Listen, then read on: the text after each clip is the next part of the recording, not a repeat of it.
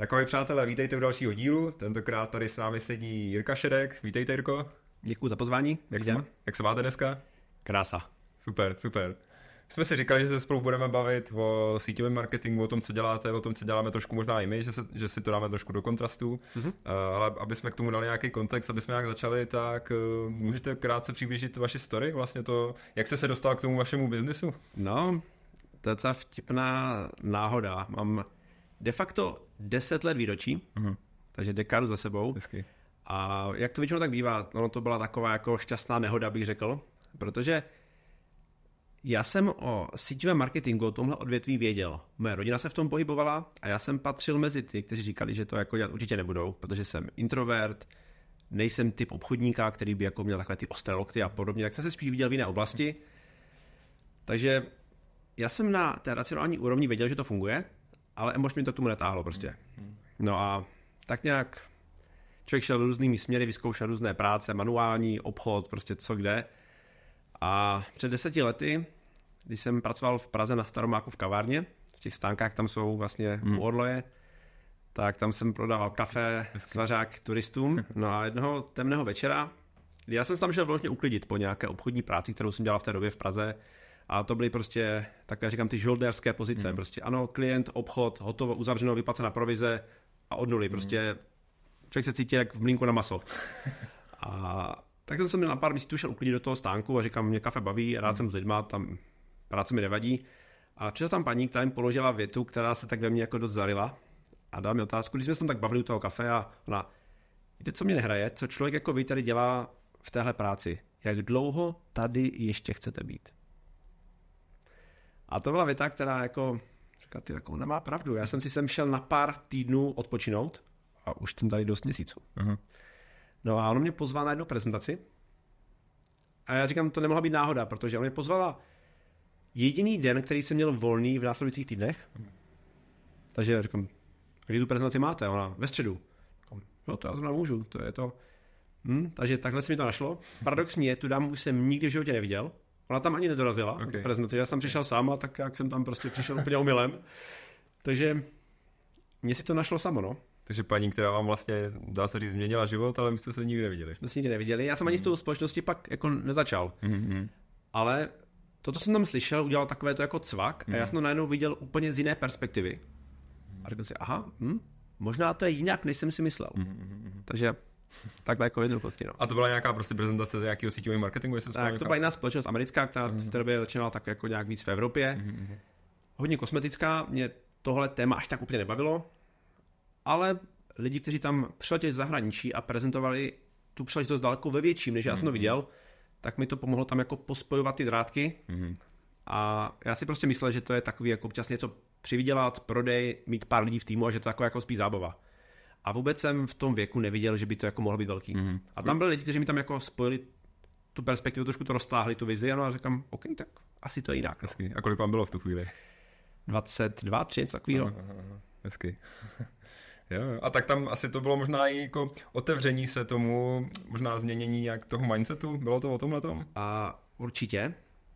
A hlavně i taková ta růžová představa, protože já tím, že jsem v tom vyrostl, já jsem viděl i tu realitu toho podnikání. Jo, většina lidí to prezentuje jako, že hele, tady něco začneš a na růžovém mráčku doletíš na vrcholí pozice a já jsem věděl, že to tak není. Jo, mě tohle někdo prezentoval, říkám, hej, to takhle nefunguje. Takže já jsem věděl tu realitu, ale asi to znáte, jako když vám něco někdo vysvětluje v rodině, nebo vy naopak máte klienta v rodině, to je to nejtěžší. Protože tam prostě v rodině člověk asi nemá úplně tu perspektivu, nebo je tam ta emoční podbarvenost a člověk říká, no jo, prostě on to a tak, a člověk to jako zdůvodní. Takže tam bylo možná nešťastný to, že já jsem o tom mluvil s rodinou a od nich jsem věděl, že já bych tohle dělat nechtěl. Protože jsem neviděl to růžově, já jsem viděl prostě, jak po nocích cestujou, hotely, tohle, přespávání, mraky, stres, to občas se něco podělá. Takže hodně dělalo i to, že jsem prostě hned zpočátku viděl možná víc toho ošklivého, než toho růžového. Jo. To jsme měli možná podobně, protože taky vlastně, když jsem se rozhodoval o nějaký spolupráci, tak přesně jsem měl vlastně ty informace z toho mýho okolí, kde říkali, ježiš, nech toho, je to nesmysl, zkazíš si s tím vztahy a tak dále. A já věřím, že když se to dělá jako přirozeně a dobře, tak si tím vztahy jako vůbec neskazíme. Což už teďka trošku zacházím někam jinam, ale pojďme možná ještě k těm vlastně vůbec možnostem, jaký tady v Česku máme. Protože když jako chceme dneska podnikat, tak jako máme možnost si zakládat svůj vlastně SROčko, nějakou svoji firmu, restauraci, že jo. Máme možnost si třeba vlastně založit franšízu. Ale možnost ale taky podnikat v rámci síťového marketingu, což vlastně jste šel touhletou cestou. A teď můžete třeba popsat, nebo jak koukáte vy na tady ten kontext síťového marketingu v rámci tady těch 3 možností? A já když to jako vezmu úplně jako na jádro, jo, tak já od lidí často slyším, ale podívej, síťový marketing, to je pasivní příjem, to budete pár let pracovat. Já říkám, hej, to není pravda, já se tím 10 let živím a můžu, že to není pravda, to je prostě klasické podnikání. Ale já to spíš říkám tak, že dost lidí se na to dívá jako na nějakou jako vstupenku do nějaké jako hry, že tak to jdu zkusit a buď to jako vyjde, nebo to jako nevyjde. Ale já se to spíš dělám tak, že to je klasické podnikání, akorát člověk staví normální firmu. Jo? Tam vlastně věda není v tom, jestli se to jmenuje nějaká firma, síťový marketing, nebo to je prostě zaměstnanci, sklady, úvěry. Prostě člověk podniká. Získává do týmu lidi, získává zákazníky. Jo? A jestli lidi člověk platí smlouvou, zaměstnáním, dohodama, nebo má nějaký kompenzační plán, který ty lidi odměňuje podle nějakých přesných pravidel, že to máš dostane zaplaceno podle toho, na jaké úrovni, která se předem dohodne, a ne podle toho, jak se komu líbí, protože hele, ten Tomáš tady nějaký vysoký, tomu sebere na výplatě, premie, jo, takhle to funguje. A někdo má radši, když do biznisu vstupuje za předem jasných podmínek. A ty podmínky jsou bohužel pro někoho tvrdý, pro někoho jsou jako super v tom, že tady se člověk před ničím neschová. Ano, ve velké firmě se člověk může tvářit jako nejproduktivnější člověk na zeměkouli a neudělat vůbec nic. V těch schématech provizních tam je hned na každého vidět. Takže jsou lidi, kterým to je nepříjemný. No. Takže je to asi spíš o tom, jestli člověk chce být na straně té výroby nebo na straně obchodu. Prostě všechno se prodává dneska. Jo. Já vždycky říkám, no víte, pane Šedek, já nic neprodávám. Říkám, to, že to nevíte, neznamená, že se to neděje. Jo. Takže každý biznis má prostě 2 strany. Je tam strana výroby, i ve vašem biznise s investicema taky někdo dělá fyzicky ten produkt. Jo? A pak je strana obchodu, kde se komunikuje s zákazníkama. A některé firmy na trh jdou tak, že něco vyrobí a dají to třeba do supermarketu, nebo to dají na internet, nebo to prodávají v nějakých specializovaných prodejnách. No a pak někdo rozhodne, OK, já radši odbyt a tu komunikaci s zákazníkama svěřím někomu dalšímu, nějakému externistovi. Takže já ze síťového marketingu nedělám podnikání, to je spíš jako forma marketingu. Někdo má třeba e-commerce, dělá e-shop, někdo má network, vztahový biznis, kde je nějaký konzultant, kde v tom biznise je přidaná hodnota, kde to někdo vysvětlí, protože jsou produkty, které si člověk může koupit prostě na základě parametrů. Jo? Nechci teď nic jako zhazovat, ale třeba, nevím, zvládnu si koupit rohlík nebo mlíko, možná i víno bez nějakého většího poradenství. Ale že by běžný like si nějak dokázal sám nakoupit, složit portfolio, se nejsem úplně jistý. Jo. Takže je to spíš asi forma distribuce a forma podnikání, než jako business jako takový. Jo, ok, rozumím.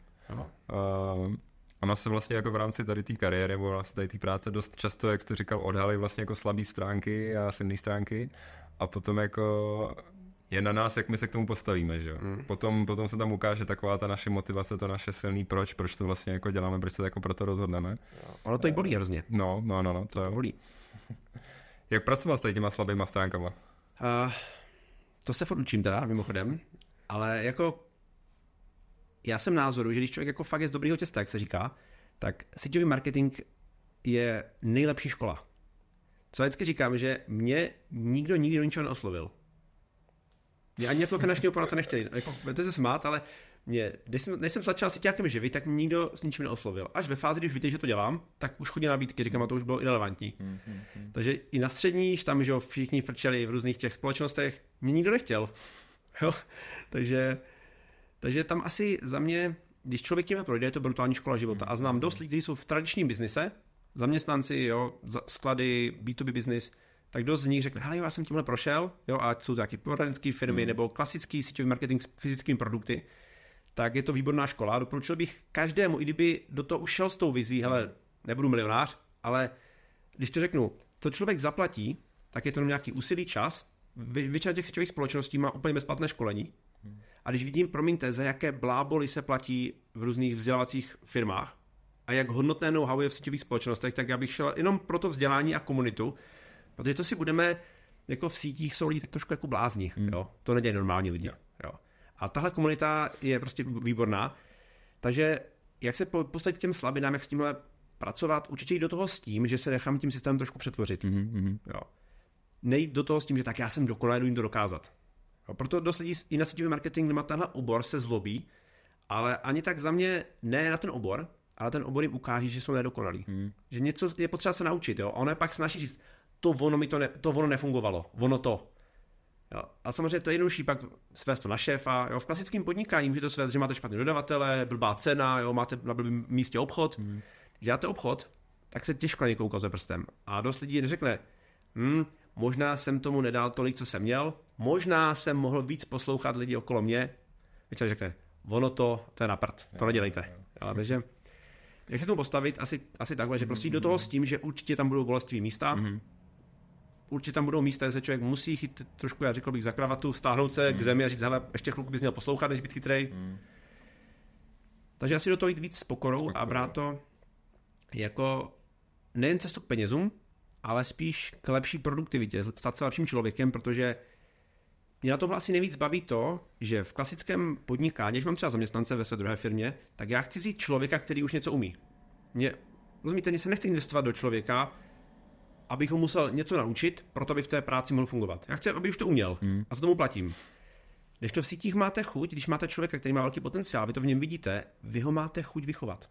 Protože to, že to dělá pomalu nebo se to učí pomalu, vám až tak nevadí, protože vy ho nedoplácíte měsíčním fixním mzdou. Takže když si mě zeptá, Jirko, a když to je tak super, proč mě nezaměstnáte? Říkám, vyloženě proto, abych to chránil. Když děláte pomalu a děláte chyby a něco nic nestojí, tak mi to nevadí. A i vás měl měsíčně platit, tak vás za 2 měsíce vyhodím. Takže člověk musí vidět obě strany té mince, no. To je pravda. Teď jste mi vzal trošku další téma, protože to je přesně ono. A to je v pohodě. To je přesně ono, že jakoby produktem síťového marketingu nebo vlastně jako multilevelu je vlastně změněný člověk. Ono to není, jak jste říkal, není to úplně o těch penězích, je to spíš opravdu o té práci na sobě. A to je krásný potom jako vidět ty změny po těch 5-10 letech, jak se ty lidi mění vlastně. Já třeba tohle téma vnímám hodně intenzivně poslední měsíce, protože já jsem opravdu 10 let na mezinárodní úrovni, ale poslední rok a rok a půl byl takových, řekl bych, pár měsíců plných turbulencí, změn v rámci obchodu. A teď se lidi ptali, Jirko, a když už jste byl na nějaké úrovni a proč nějaké změny a tohle a není to škoda a teď jste tolik vydělával. A pro mě říkám, víte co? Když víte, že to není náhoda, že ten recept na ten biznis, na ten systém máte v sobě, tak vlastně vám není co ukrást.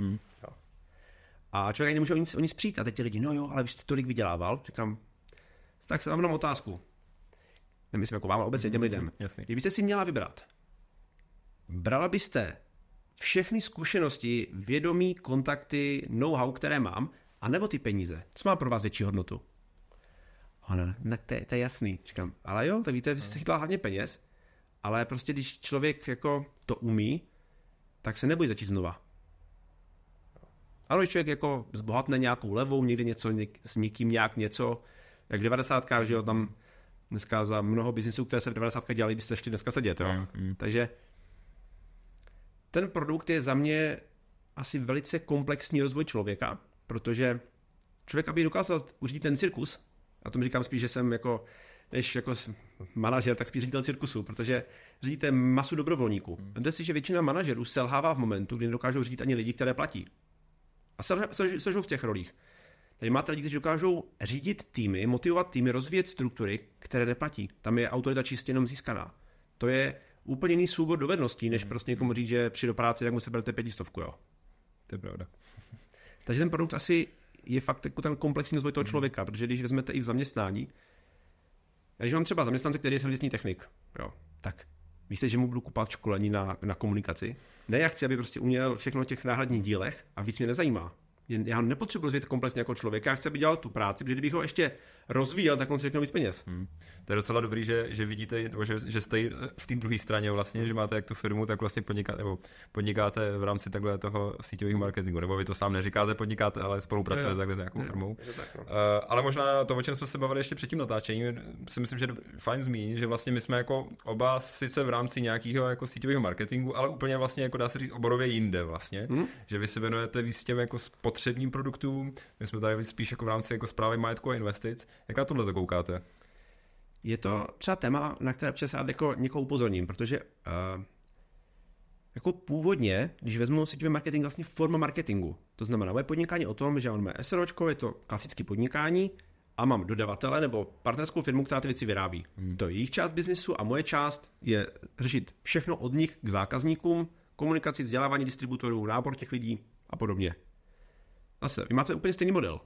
Zase, vy máte firmu, která se stará o ten produkt a vy máte na starost druhou půlku. Takže v tomhle je to stejné, akorát jiná, řeknu, kvalita, kvantita toho biznesu, protože váš obor je velice specifický, je technologicky složitější, a zase je snadný na replikování.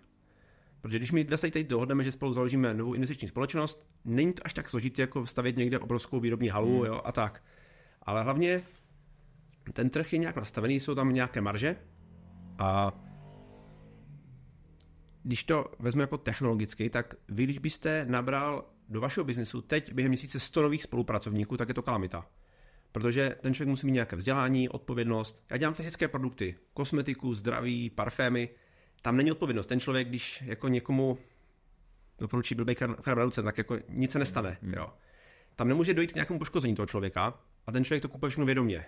Když máte i třeba, když vezmu finance, nebo zhodnocení majetku, když máte nováčku, který ví, promiňte, kulový, a teď někomu to, jo, ale Pepo, to je dobrý, to podepiš, no tak on může spálit úspory. Jo. Takže co je stejné, tak si myslím, že právě nábor lidí, vyhledávání talentů v tom týmu, rozvíjení těch talentů a celkově udržování té obchodní struktury.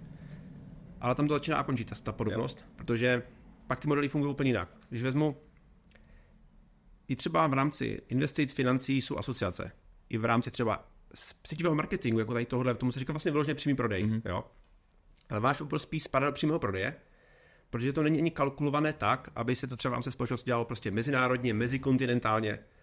Jo, já třeba když vezmu, já patřím do týmu, který je z Evropy a má za 3 roky v týmu 110 000 partnerů.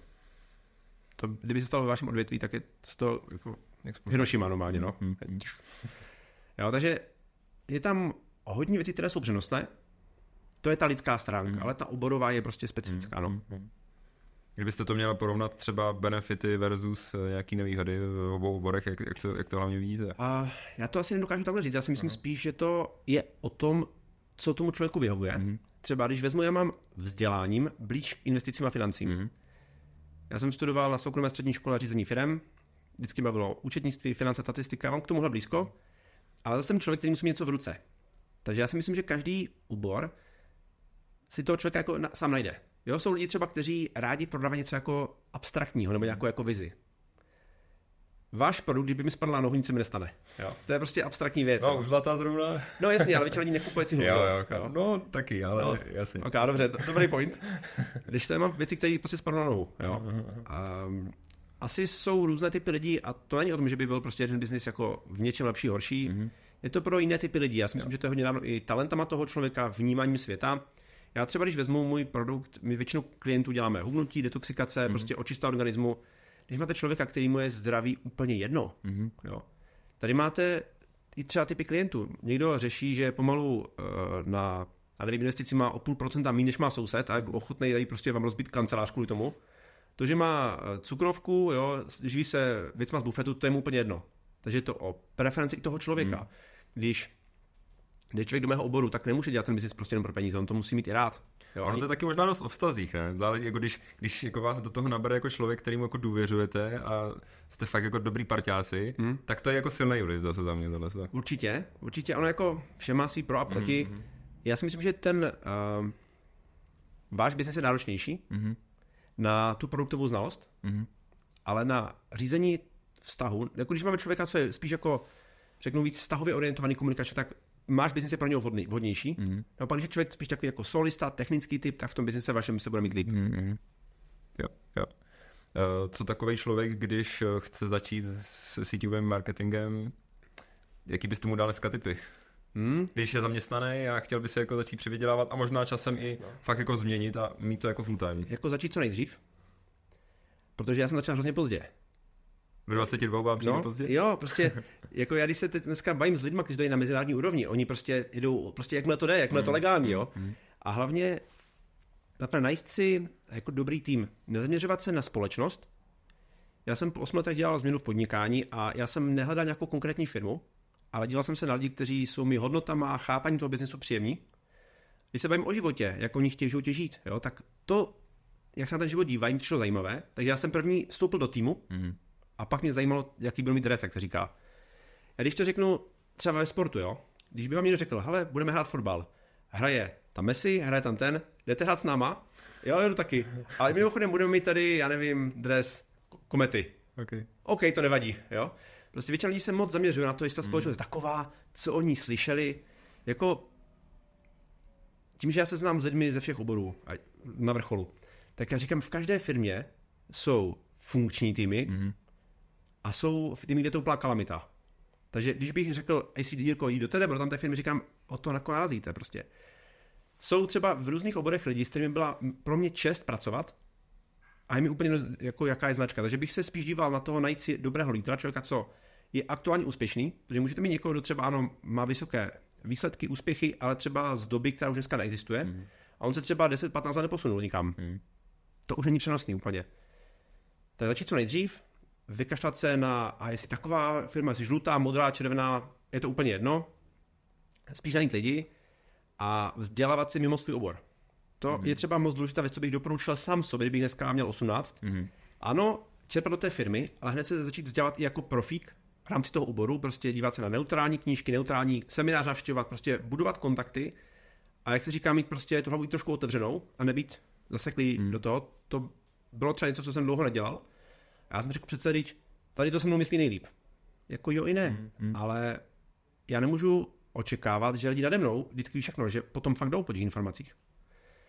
Takže tohle asi a prostě takový ty věci, že se někdo bude zlobit a to, prostě když chci něco dělat, tak jako já kdybych poslouchal lidi, kteří něco v životě nedokázali, tak já můžu dělat nic v podstatě. Jo. Jo, kámoš je to třeba spadl na kole v dětství, no, tak kvůli tomu nebudu na kole, jako, jsem je taky možná spadl. Jo. Takže asi se trošku jako ohlušit vůči těm řečem, co jsou z okolí, jako furt někdo bude, promiňte, mohám se pindat a na něco, jo, prostě to tak je. Takže nemít předsudky, najít dobré lidi, kterým věříte. Jo, neřešit až tak firmu, ale spíš ty lidi a rozhodnout se, že to bude profese, že to není pro vás nějaká zábava. Já když říkám někdo, že říká, že to je přivydělej, říkám, není prostě. Možná po určitou dobu, jo, a nejde to člověk dělat s tím, že si chce jako přivydělat. To prostě nejde. Ani brigáda. Jo, to je pravda, no. Jak to vnímáte za celých těch posledních 10 let, tak co tam jsou takový hlavní milníky, který vás jako posouvají dál vlastně, když se na to teďka zpětně podíváte? Co jsou takový ty zásadní body? Když bych tam vzal, jsou takové jako asi 2 milníky. První, co myslím, že dneska je absolutně brutálně důležitá věc, budovat si svoji značku v oboru. Nebýt člověk spjatý s nějakou firmou, ale říct, OK, to je Jiří Šedek, odborník v té oblasti, Tomáš, odborník v té oblasti. Nebýt až tak vláčený tou firmou, to znamená stát se odborníkem na investice. Ne na investice tohle charakteru téhle firmy. Jo, chápu. A to byla třeba u mě proměna, která, když vezmu u mě asi 5 let stará záležitost, jsem začal točit videa v autě, ranní rychlovka, komerční okénka, to zmiňuji záměrně, protože jít ven a tvořit obsah dneska je nutnost. Tenkrát jako bylo hustý, já jsem poslouchal, to je blbost, to nebude fungovat, dneska dobrý nápad, takže neposlouchat občas. Jo? A další věc, určitě je to fakt to vzdělávání se a práce prostě i v rámci jiných společností. Co tím myslím? Máte člověka, co dělá v nějaké firmě a tak, a kdokoliv má jinou barvu, tak prostě nepřítel. Naopak prostě akceptovat, že ten trh nějaký je, budovat vztahy. Člověk nikdy neví, kdo se s kým, kde s přáteli, kdo se k někomu dostane. Takže budovat i víc jako tu značku do široka, nejen v té vlastní firmě. Takže to byly asi věci takové, které jsem prožil a zachránilo mě v mnoha situacích, kdy prostě mi pomohlo v nějaké situaci někdo, by ani nemusel a možná by si mu víc hodilo mě v tom nechat. Takže tohle by takové zajímavé, takže určitě nástup sociálních sítí internetu. Dneska jste v době, kdy třeba před 10 lety to tak nebylo, ale dneska jste v době, kdy váš klient může mít lepší informace než vy. Já když to vezmu, já znám dost lidí, kteří jako v rámci svého života zajímají třeba o investování. Ale oni to nemají ze školení. Oni se 10 let zabývají nákupem různých jako investičních instrumentů, čtou knížky, sledují zahraniční online kurzy o těchto věcech. Takže oni si jako týpka z pobočky tady v Brně, oni si uvědomují takhle tady na chleba, tady se tomu dvě rajčátka, jo, prostě ten člověk vůbec nemá šanci. Takže nespoléhat na to, že jsem byl na semináři, tak teď půjdu všechny proškolit. To je dneska úplně, to je jiná doba, jo. Takže dneska ani to není o tom všechno vědět, ale mít s těm informacím přístup. Jo. Takže i pracovat víc právě s technologiemi, se sociálníma sítěma, s umělou inteligencí. Myslím, že dneska je taky jako důležitý. No.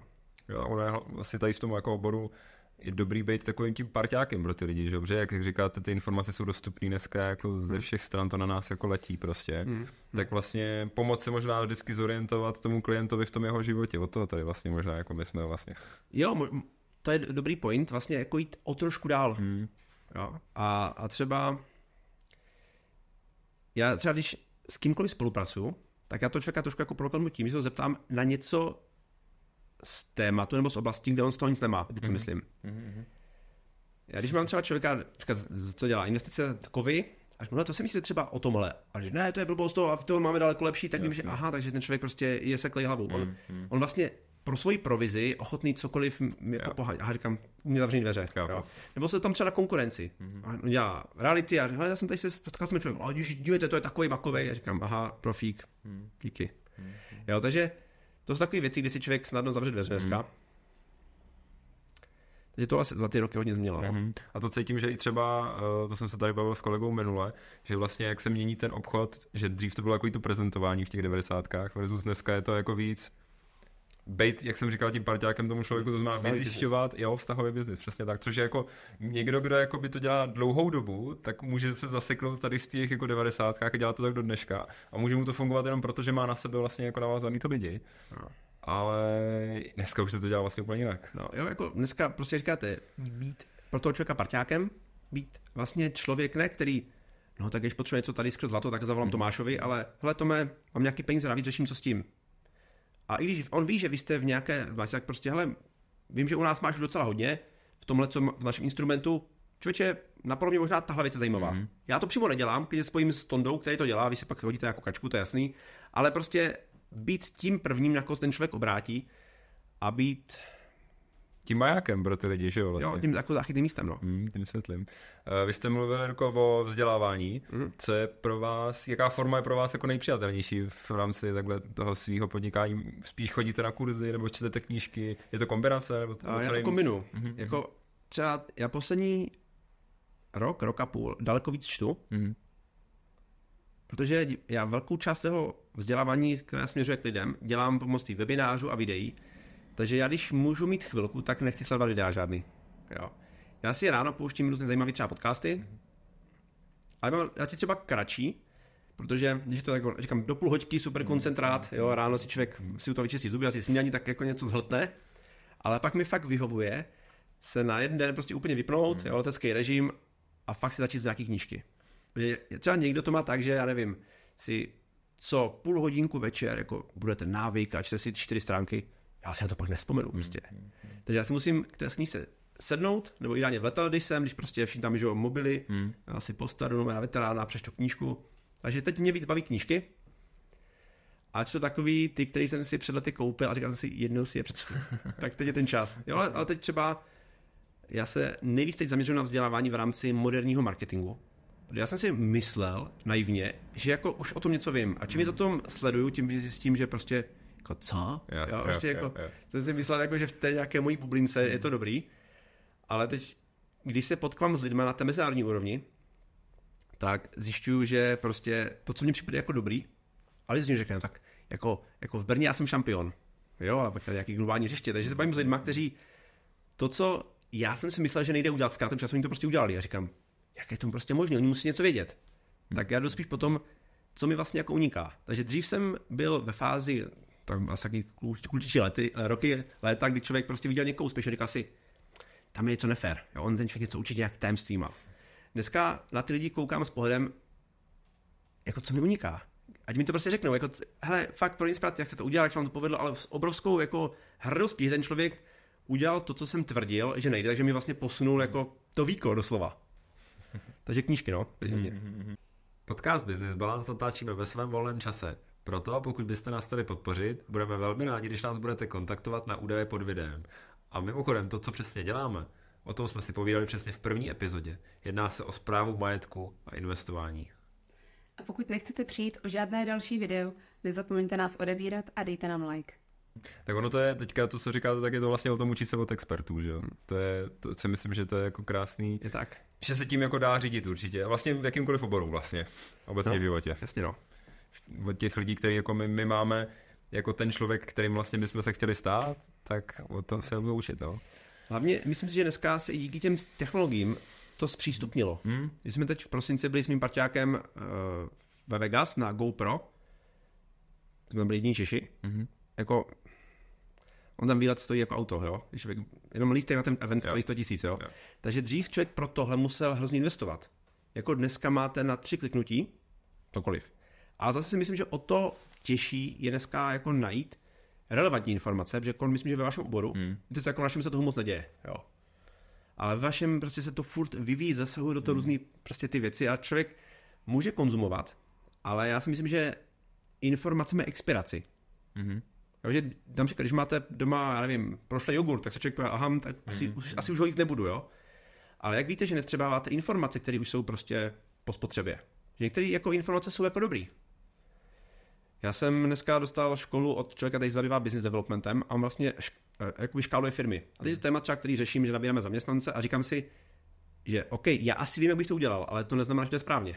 Takže se radši radím s lidmi, kteří už s tím mají zkušenost a prostě provedli firmy z horizontu 3, 4, 5 milionů obrat v rámci klasického podnikání na 10násobek. A mě zajímalo, jak se to dělá prostě. A teď já jsem řekl, víte, já si myslím, že tohle, nebo chápu to takhle. A teď já se nebojím rozporovat takové ty nejhlubší přesvědčení. Takže já jsem vzal témata, kde jsem si jistý, že to je takhle. A říkám, hele, dívejte, vy víte mi z omylu. A fakt se to stalo, mi prostě, pane Šetku, máte pravdu, ale to se dřív takhle řešilo, dneska už je doba jiná. A říkám, jako má pravdu. Řešíme třeba konkrétně vázání cizího kapitálu, používání investičního kapitálu jakoby od investorů a podobně. A já jsem mu řekl nějaký poměr, co si myslím, že by se mělo v té firmě udržet, aby byla zdravá.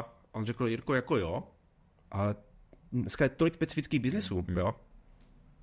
Takže expirace, takže myslím, že i ve vašem oboru prostě dost lidí řekne, jo, tak já sleduju podcasty, a jaký, a kdo je říká, jaký člověk má majetek, jo. A dneska u toho obsahu je složité, že máte třeba populární obsah, jo, třeba jim pečení kváskovýho chleba, nebo jak dělat carbonara, jo. To může dělat člověk, který prostě vařil 3krát, jo. Ale konkrétně témata biznesu, práce s lidmi může dělat člověk, kde prostě má něco za sebou. Ale když ten člověk už je netransparentní nebo těžko dohledatelný, no to mám psal taky knížku, že jmenuje se Fake. Jo, to je pravda. Jsem psal takový článek na Facebook, takovou srandu, že recept, jak vydělat na Facebooku 1 000 000. To budete reklamu, že lidi naučíte vydělat 1 000 000 na Facebooku. Pak uděláte kurz, kde naučíte jak obecný bláboli, Canva, AI a podobně. Prodáte to každému za 1000.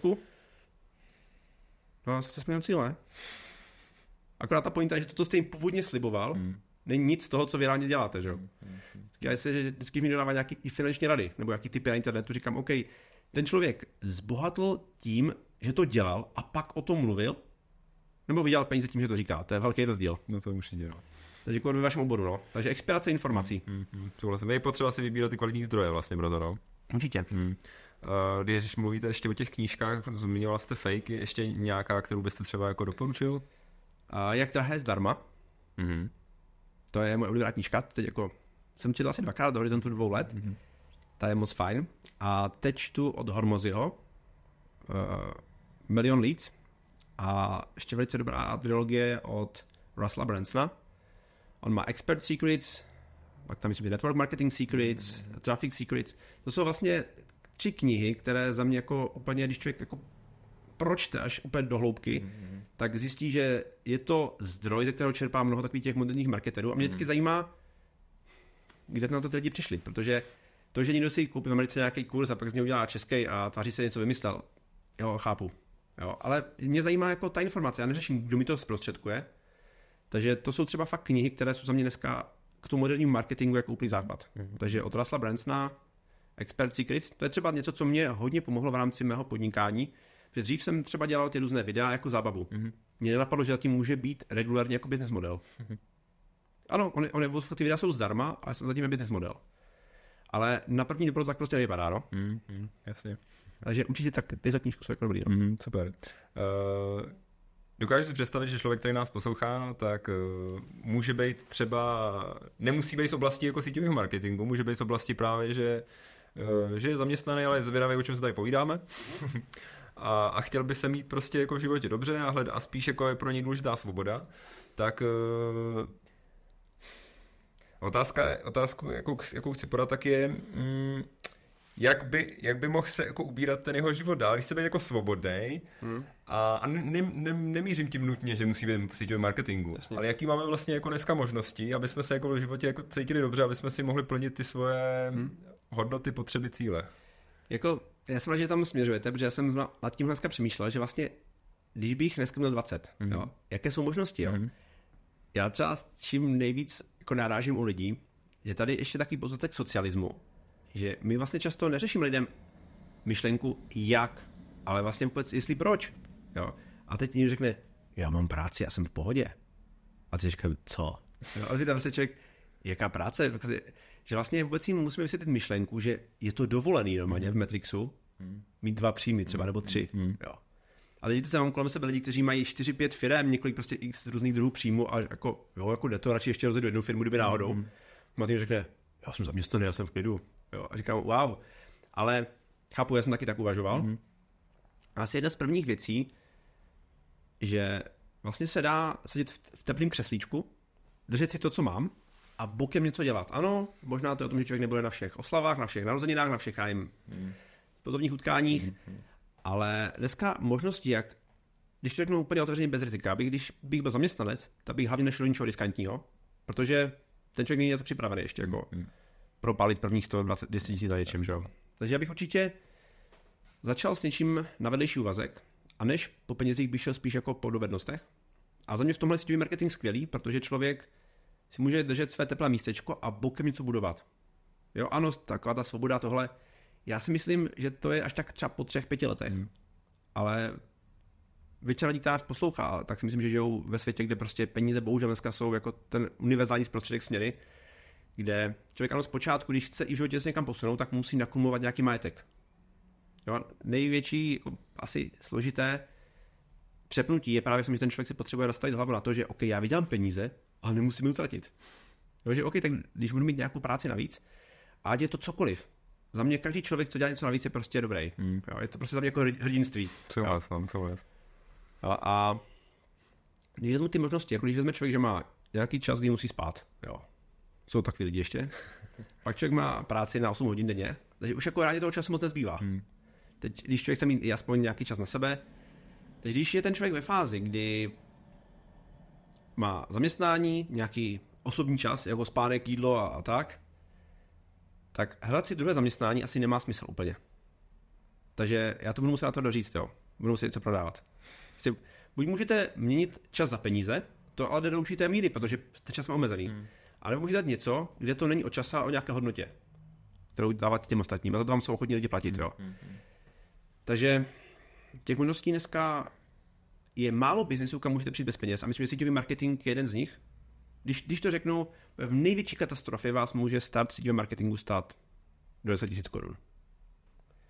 Kdybyste měli e-shop, dropshipping, já jsem třeba dělal webinář, jsem mluvil o 5 druzích příjmů, které člověk může dělat v rámci online a sociálních sítí po večerech z domova. Bohužel nic nemůžete dělat bez peněz prostě. Když řekne, budu mít e-shop, říkám, kdo si myslíte, že si od vás koupí, pokud prostě to nepropagujete aktivně, takže musíte se je prodávat. Nemáte peníze na reklamu, nemáte peníze na zboží, ale rozdíl je, si řeknete, tak já mám na tomhle nějakou marži, jo, ale musíte zakoupit paletu. Jo, nebo dropshipping, ano, kolik tím rádi lidi vydělává. Takže dost věcí zní skvěle na papíře, ale ta realita je hodně smutná. A hlavně spíš myslím, že člověk se musí, když se vymanit z té pracovní jako rutiny a nebýt závislý pouze na příjmu zaměstnání, musí se naučit prodávat. Souhlasím. Jo, prodáváme jako všude, že jo, v rámci celého jako života. Jo, já vždycky říkám, prostě jako de facto i celý zaměstnanský trh, jo, je prostě trh práce, kde trh, tak je zboží, že jo. No. Jo, takže to je otázka, kdo za nás kolik dá, jak se říká. Takže to je asi taková jako realita, že těm lidem vysvětlit, že vlastně oni nemusí nic měnit. Jo, a já to vidím často u těch lidí, kdy třeba naši partneři oslovují ty spolupracovníky potenciální a oni, ne, ale já mám svoji práci dobrou. A já říkám, počkejte Maruško, řekla jste jí, že si tu práci může nechat a že to dělat po večerech? No to ne, říkám, tak se zeptejte, jestli to takhle pochopila. Je, to by šlo jako vedle, a jako wow, jak kdyby někomu řekl, že Ježíšek neexistuje, jo? Jasně. Takže asi dát lidem tu myšlenku, že vlastně něco můžou dělat navíc a pak třeba vybírat, k čemu budou mít blíž. A hlavně jako jít do toho, že no tak to nějakou stovku bude stát, jo? Žijeme v době, kdy investovat 3, 4, 5 tisíc do nějakého vzdělání nebo nějakého startu biznesu, ježišmarja, koupit si nový iPhone, já nevím, jak to máte třeba já jsem teď v Brně rok, ale Brno je docela jako bohatý město. Se pěte, kolik lidí pije alkohol, kouří, jezdí autama, a mi řekli, že nemá peníze, já to nechápu. Jo. Já jdu třeba i ve všední den do Olympie, tady nezaparkujete, takže nechápu, kdy přišel člověk na to, že lidi nemají peníze, jo. Takže... A to je dost subjektivní, jo, ty názory. Jo, jako zkuste jít ve dvou někam na večeři, 15 dvojka zmizí, a pak mi řekne, že začít nějaký biznis za 3 000 je problém. Já nevěřím prostě. Ale mě na to jako lidi nejsou jako běžně zvyklí si platit za své semináře, protože jsou zvyklí jako spíš, že na nějaký seminář, když už do nějaký seminář, tak to zdarma, ne? To snad jako zaplatí zaměstnavatel. Tohle si myslím, že to je velký jako rozdíl. To je součástí té změny toho mindsetu vlastně tohle. Jo, jako já když to vezmu, a já mám dost přátel s financí, že většina mých spolužáků z vysoké dělá třeba auditory, účetní a podobně, a tak oni, Jirko, co si myslíš o placeném poradenství? Říkám, já bych na něho platil. Protože já radši si někomu zaplatím za čas, ale vím, že ta rada je objektivní a že mi nepotřebuje nic prodat. Než je to bezplatný. Není. Prostě jak drahé je zdarma. Vždycky se za to něco musí vydělat. Taková otázka, to máte ty dva přístupy. No. A placený poradenství honorovaný, že jo, za hodinu prostě vy sem dáte prostě 5 versus když máte na sebe navázaný jako ne jednu společnost, ale jako víc, tím pádem vlastně jako nejste fixovaný jedním doporučením tomu klientu. Nejste patrný provizní, jo. Víte co, já to třeba řešil a já mám občas klienty na konzultaci v rámci síťového marketingu z různých společností, protože člověk pak pochopí, že to je prostě přenosný, jo. Já jsem nedávno člověka z financí a no víte, Jirko, jako to je něco jako jiného, než jako děláme my. Říkám, dívejte, moje dovednost řídit lidi. Myslíte si, že když bych začal dělat finance, ale šel bych k sobě do týmu parťáka, který má tu odbornost v rámci těch technických věcí. Že to, co dělám, mi nefungovalo. A teď mu to jenom se cvaklo. A teď on chtěl nějaké otázky a říkám, OK, je to co dá probrat vás konzultace, tady je cenový kontrakt, co je tolik? A já říkám, vám se zdá 5 000 na hodinu hodně? No za hodinu, říkám, čekajte, to není za hodinu. Já jsem musel 10 let pracovat, abych vám za hodinu vyřešil problém, ve kterým se vy potátíte 5 let. A on, aha. Takže, jako promiňte, já mít třeba někoho z investic, já mám kamoše třeba co od 18 prostě to žere. On se nám rodně stará o všechny pojistky, smlouvy, tohle. Od 18 to dělá. Když mi řekne, že chce něco nebo nějaká to, já s ním vůbec nesmlouvám. On je takovej i trouba, že když hele, tam ta pojišťovna to má o 100 levnějc. Je to úplně jedno, rozumíte? Ale on, ten typ, co to prostě řeší. Takže jestli mu mám zaplatit ve formě provize, nebo za to, že nám prostě ty věci nastaví tak, aby jsme ve výsledku ušetřili stejně, díky. Já prostě mám filozofii, vydělám a nech vydělat. Jo, takže dost lidí řekne, no tak něco je zdarma. To, že to ten člověk neplatí hned, neznamená, že si mu někdo nenatáhne do kapsy pro peníze. Takže já osobně jsem při věcech zdarma dost tak opatrný, no. Souhlasím. Kdybychom měli dát nějakou povzbuzující zprávu těm, kteří si třeba zkázali jako síťovým marketingem jako vztahy. Kde myslíte, že byl ten hlavní důvod v tom? Jako, to je docela citlivý téma. Já to mám jako v námitkách, protože jako video, že oni, no ale co když se jako to, a říkám, moje věta. Když ten člověk řekne, no víte Jirko, já mám strach, aby si nepokazil vztahy. Takže tohle neřekne člověk, který to nezažil. Jako vy máte na síťový marketing 2 reakce. Buď takové jako odmítavé, že jako, no, nevím, to asi není pro mě, tak jako, ale klidný. A nebo emoční. Ježiš, to s tím na mě nechoďte, to je to. Teď jako pocity stranou, ale silnou emoční reakci nemůže mít člověk, který to neprožil, nebo nemá už jako tam nějakou vazbu emoční. Buď on, nebo někdo z rodiny, že už tam nějaký příběh musí být. Tak říkám, hele, to mi povězte, to mě fakt zajímá. Jak se do vás tak jako nesral, jo.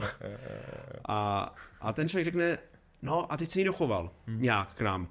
Takže chápu dobře, že vlastně nejde o to, že to byl člověk z té firmy, ale že vás našla ten člověk. Chápu to dobře? Takže já nejsem názoru, že někomu může zničit síťový marketing vztahy, nemůže. Co může zničit, tak jsou špatné hodnoty, špatné vedení, špatné praktiky. Proto jsem říkal, že člověk radši najde dobré hodnoty, dobré vedení, než dobrou firmu. Dává smysl. Protože je to jako i s tím oborem. Já znám lidi napříč firmama a jsem si jistý, že když bych i do dneska třeba nějaké tendové firmy dal určitého člověka, on ji zhnije, on ji zničí za měsíc. Naopak, když máte firmu, která umírá, ale vezmete dobrýho lídra, on to si zvedne. Takže já víc věřím na lidi, než na firmy a na značky.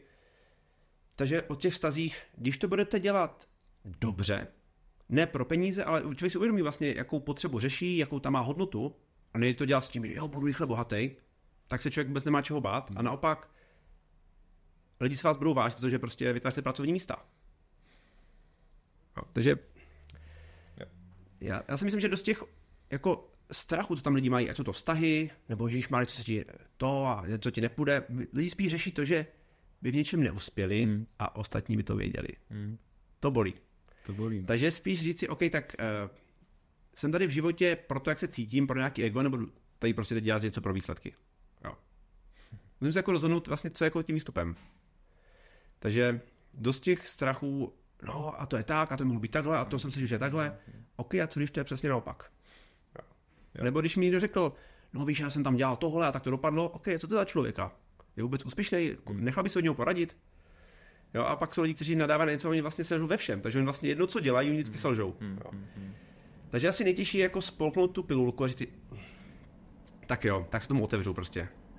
Oddám se tomu systému a jako co se nejhoršího stane, vždycky říkám na prezentacích, říkám se, co se vám nejhoršího stane, fakt největší katastrofa, popište mi to. A ten člověk začne jako jmenovat, a OK, tak nějaký čas ztratíte, tak procestujete něco na nějaké eventy, no a jaký, OK, tak vás ty eventy budou stát nějaký peníze, benzín, svačinu. Víte se sami to, kolik by to mohlo být? OK, kdyby se tohle fakt stalo a byla to katastrofa, dá se s tím žít, přežijete, nebo vás to zničí. A vlastně si říct to jako nejhorší variantou, jo. A když řeknu, jaká největší katastrofa se mi může stát, tak budu mít nějaký třeba spoření, poznám Tomáše, jo.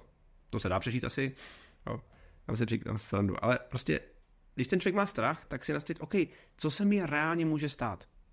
Je dobrý si to pojmenovat ty věci. Jo, tak prostě. Co se reálně může stát, jo. Já jsem dneska byl právě s tím člověkem, co dělal ten business development, a já jsem měl v rámci toho druhého podnikání takový jako někdy momenty, kdy jsem prostě brzdil a já jsem nevěděl, co se vlastně děje, tak mi to někdo tu situaci takhle jako odsunul a řekl, Jirko, děje se tohle. A já jsem to neměl jenom říct, tak v ten moment jsem se jako uklidnil, říkám, OK, tak můžeme jít dál.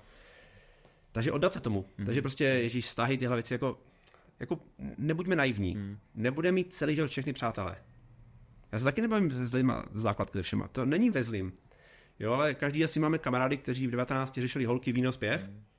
Dneska jim je přes 30 a taká ty témata přehodili, ale je to stejný, jo. Je to tak, no. Ví se to.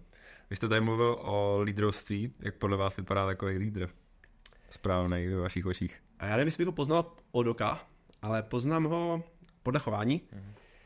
Já si myslím, že jako leadership je takový soubor vlastností, kde ten člověk, když v té místnosti je, tak lidi jsou ochotní dělat prostě víc. Dát do sebe víc, jsou odvážnější. Jo, když přijdete do takové té místnosti, kde jsou třeba obchodníci, se nedá říct schůzky, ten a teď on tam přijde a řekne, čaute, dáme kafe a teď se ty lidi víte, jak je to jako, on že tam přišel, on ty lidi prostě zvedne. Je to člověk, který je ochotný se postarat o všechny ostatní a pak až o sebe. A vždycky poznám třeba, když máme ty velké eventy, a vždycky na velkých eventech, že všichni mají pocit, že když 2 hodiny není, že umírají hlady, jo. A prostě vidíte, jak tam se lidi hrabou v těch jídlech a chlebíčky a to a guláš. A vidíte pár lidí, kteří si stoupnou ke stolu, dají si vodu, podívají se, že všechno je v pořádku, všichni mají co jíst, každý má talířek. Prostě lídři jedí poslední. Takže já si nemyslím, že to poznáte podle kravaty nebo podle saka. Já si myslím, že to je, ano, určitě pozice člověka, který je výkonný. Já myslím, že lídr nemůže být člověk, který prostě nemá výsledky. Podle mě lídr je člověk, který je produktivní, ale u toho stíhá pohlídat i takhle jako svý kuřátka. Takže lídr za mě je člověk, který určitě stojí spíš na hodnotách, na nějakých vztazích s těmi lidma. Nemusí lídr nutně být jako nejlepší obchodník z týmu. ale on je schopný s tou jeho jednotkou, s tím kmenem prostě udělat lepší výkon, než kdokoliv z nich sám. Takže tam prostě lídra poznáte podle toho, že tam je, že v tom týmu jsou abnormálně vysoké průměrné jakoby obraty na člověka. Jo. Že ta abnormalita není u jednoho člověka, ale třeba u 15. To už asi nebude náhoda. To souhlasím. Mně se líbí řečení, že lídr vlastně tvoří další lídry. Staví další lídry. Jako mělo by to tak být, no. Že vlastně jako vychovává k tomu, že vlastně vychovává k tomu, že ho předostou. To si myslím, že je hrozně jako těžký. Jinak, když by člověk chtěl něco o lídroství, doporučuji knížku Zrození kmenového vůdce. Máte to? Ještě jsem to nečetl, ale doporučuji. Tam je hezká fáze jako já jsem hvězda. To je třeba problém mnoho obchodních týmů, nebo obecně, ať jsme v networku, nebo jsme v jakémkoliv biznise, kdy máte nějakou hvězdu v tom týmu, jako buď majitel té firmy, nebo manažer nějakého týmu, a teď on chce být hvězda a vyloženě mu vadí, když tam je úspěšný. Jako on se cítí ohrožený, vlastně mu bere světlo. Ta fáze se jmenuje já jsem hvězda. Jo, je to fáze de facto 3, když to řeknu v tom vývoji, a ten člověk jako je ve fázi, kdy jako ten Tomáš je dobrý, ale no jako já jsem furt lepší. Jo, prostě, jo, chápu. Ještě tam není to ego zpracovaný, aby řekl, hele, já když si vlastně uvědomím, že Tom bude taky dobrý, tak bude my hvězdy. Jo, že vlastně už tam není ten strach, že ho někdo nahradí, ale že celá ta komunita půjde dál. A vím, že v mnoha firmách je ještě ten strach, že když toho člověka jako vychovám, naučím ho fakt všechno, že mi odejde. A já to vidím třeba i v tom síťovém marketingu, že dost úspěšných lidí bylo umláceno po hlavě, protože měli třeba nad sebou někoho, kdo tohle měl zpracovaný. A myslím si, že ta doba, kdy se člověk jako nějak jako přirozeně stal tím vůdcem nebo tím velkým lídrem, neznám těch situací moc, většina lidí se to spíš naučila. A ani to nejsou takový ti nejvíc hluční, výrazní lidi, ale spíš takový jako klidnější typy, kteří prostě umí poslouchat. Co dobrá věc. A pak ten člověk se může stát, že už není indián, je náčelník. A pak je náčelník náčelníků. Jo. Máte zase i situace, kdy někdo je sotva podávat šípu, ale tváří se jako náčelník. To je dobrý, to se mi líbí, co říkáte, to si přečtu tuhle knížku. Jo, to je dobrá reference. Fakt jako krásně se čte. A pak my máme s kolegama takový slang, protože my si vždycky doporučíme nějakou knížku a přečteme si ji všichni. Nebo vložně pak někdy máme nějaký event, tak si dáme třeba 2-3 hodinkou nějakou takovou školící část, kde rozeberu třeba nějakou knížku zajímavou a vysvětlím takovou jako lidskou formou. My pak máme už ten slang, když někdo třeba má určité fráze, které vlastně jsou typické pro daný stav toho kmene, a vždycky mám Miklou, je hvězda, ale já. Jo, že ten člověk vlastně když si mu řekne, hele, Tome, tohle se zvládlo skvěle, ale příště by bylo lepší třeba trošku tak, no ale já, a už vlastně, jako už, já ne, ale já už jsem, a prostě od něho se odráží veškerá zpětná vazba a vy ho nemáte jak dál posunout, protože on vlastně jako neposlouchá. Takže vy se tomu smějeme, když třeba máme někoho, do toho týmu přijde a ten člověk třeba je úspěšný, daří se mu, ale potřeba ho trošku jako vymodelovat, protože i diamant se musí obrousit, že jo.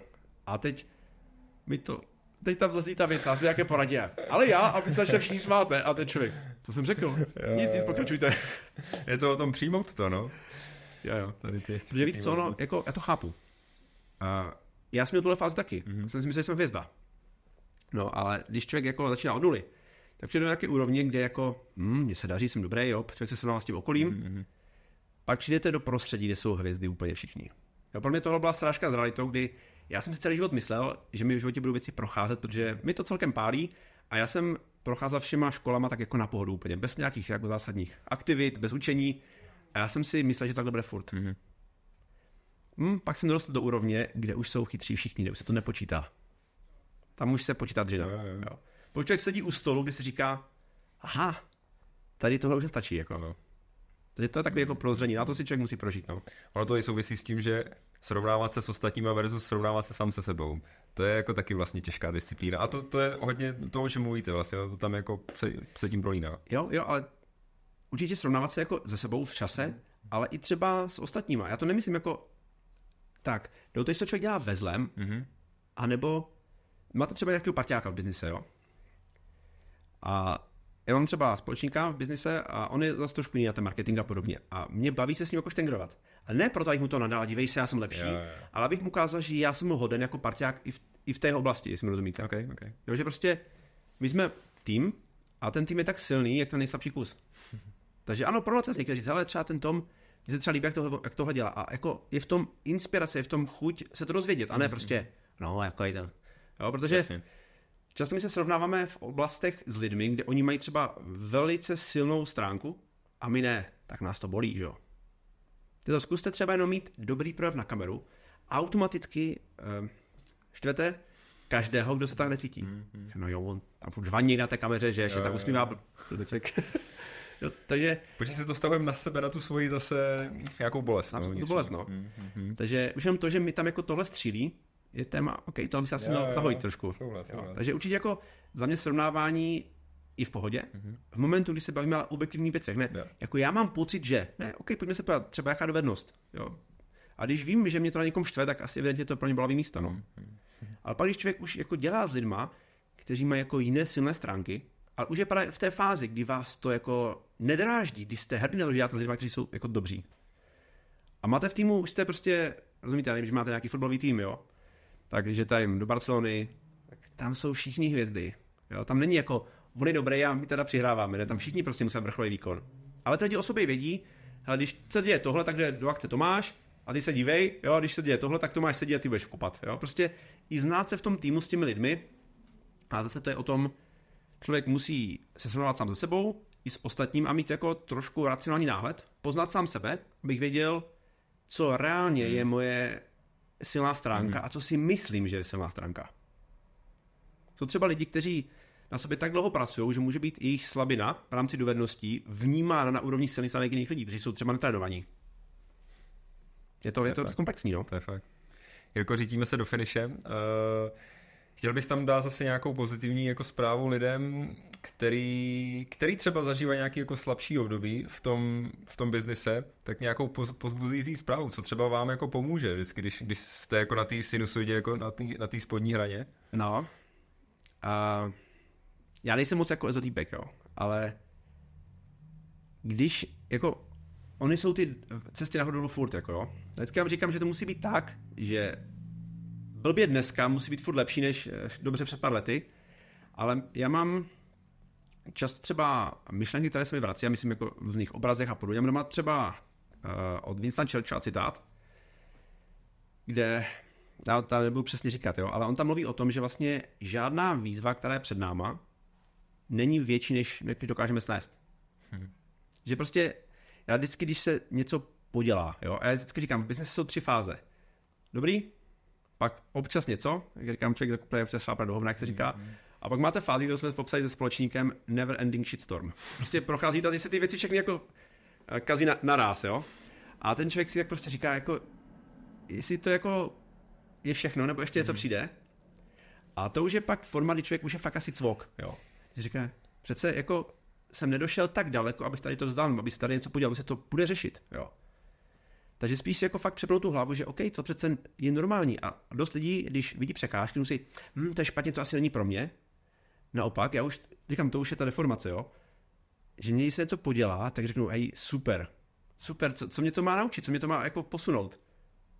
A to jsou fakt bizarní situace. A já prostě fakt blbosti, a teď si říkám, ale jo, to, co se z toho dá jako vzít. Jo, jako, OK, něco se podělalo, nadávat můžu potom, teď to pojďme vyřešit. Jo. A vždycky se na to jako fakt nadnést a říct si, ať se podělá cokoliv. OK, zabije mě to, mám se ruce, nohy, dobrý, žiju, jdu to tak řešit. A já prostě věřím tomu, že všechno, co se děje, všechny ty fuck upy, situace, jsou jenom příprava na všechno, do se bude jako dál dít. Takže já když třeba potkám lidi, kteří znají můj pracovní minulost, tak oni občas jako, no, že tam to třeba slyšeli a že to se jako jak dopadlo smutně. A já říkám, hej, nelitujte mě. To je součást a všechno prostě byla příprava proto, abych mohl dělat věci, které dělám dneska. Takže když to vezmu, nastavit si hlavu na to, že třeba, když bych se chtěl stát, nevím, super golfistou, tak si myslím, že je to o počtu odpalů míčku.